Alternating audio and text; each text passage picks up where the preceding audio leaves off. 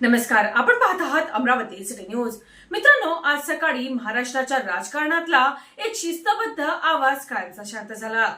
सकाळी 7 वाजता कामाला सुरुवात करणारा नेता, स्पष्ट वक्तेपणासाठी ओळखला जाणारा तोफखाना आणि महाराष्ट्राचा लाडका दादा अजित पवार आज आपल्यातून निघून गेले. दिनांक 28 जानेवारी 2026 रोजी बारामतीच्या भूमीवर सकाळ उजळली, पण त्या सकाळी महाराष्ट्रावर दुःखाची सावली पसरली. मित्रांनो, भीषण विमान अपघातात अजित पवार यांचा दुर्दैवी अंत झाला आणि क्षणात संपूर्ण राज्य सुन्न झाले. शिस्त, वक्तशीरपणा आणि निर्णयक्षमता यांची चालती बोलती ओळख म्हणजे अजित पवार.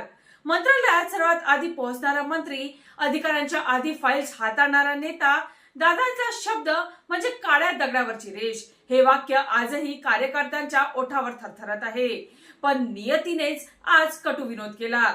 घड्याळाच्या काट्यावर चालणारा नेता आज वेळेआधीच निघून गेला.